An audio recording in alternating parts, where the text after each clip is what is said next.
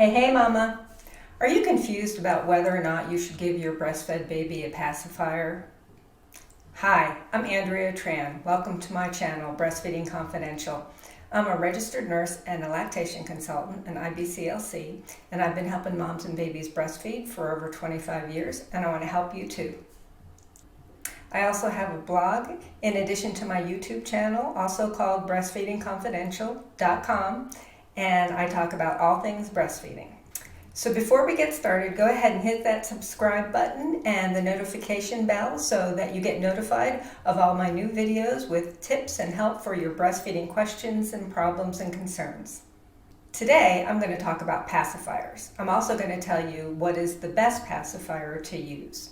For many years, we discouraged pacifier use in breastfed babies because previously research had told us that it could interfere with getting breastfeeding established. Then, research came out that said that pacifier use was associated with a lower risk of sudden infant death syndrome, SIDS. The American Academy of Pediatrics recommends that you avoid pacifier use in the first month while you're trying to get breastfeeding established. Once breastfeeding is well established, they recommend that you give a pacifier to your baby at all times of sleep. That includes daytime naps as well as nighttime sleep. Now, if your baby is breastfeeding and falling asleep, you don't have to yank out the breast and stuff in a pacifier. Just when the baby comes off, go ahead and insert the pacifier. If your baby sucks on it for a little bit and falls asleep and the pacifier falls out, you do not need to keep putting the pacifier in. If your baby doesn't like the pacifier, just try re-offering it every once in a while and see if you can get your baby to take it. Some babies don't take pacifiers.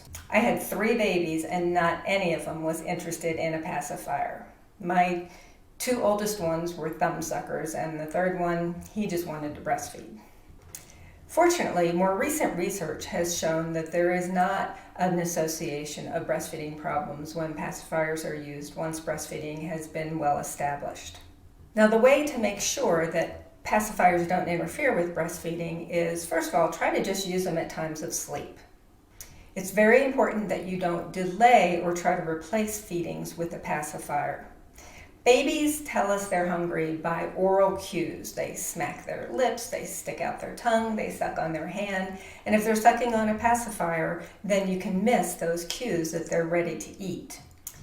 Babies like to suck a lot in the early days, and that's how they do their part to help bring in the milk and establish a good milk supply.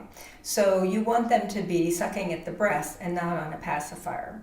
Once breastfeeding is well established and your milk supply is established, and if you use a pacifier judiciously, then it should not cause any problems with breastfeeding. There are other times when pacifiers can be helpful. Some moms who have really abundant milk supplies and babies just get filled up very quickly, they may not get their sucking needs met. Now, you might want to check out my video about block feeding to help with oversupply, but for those babies who just don't get to spend that much time on the breast because they get filled up so quickly, those babies can really benefit from using a pacifier. There are other times when you just can't put the baby to breast as soon as they're showing feeding cues, times like when mom's in the shower or when you're in the car or changing diaper, things like that. So you can use a pacifier at those times too, and it shouldn't interfere with breastfeeding. Now, I promised I was going to tell you what the best pacifier is, and when I made this decision, it was because I talked with our speech therapists and occupational therapists, and they recommend the Soothe pacifier. Then I'll go ahead and put a link to that in the description. And the Soothe pacifier is one that encourages babies to curl their tongue around your nipple and encourages proper tongue shape and use. So that's why you want to choose the Soothe pacifier.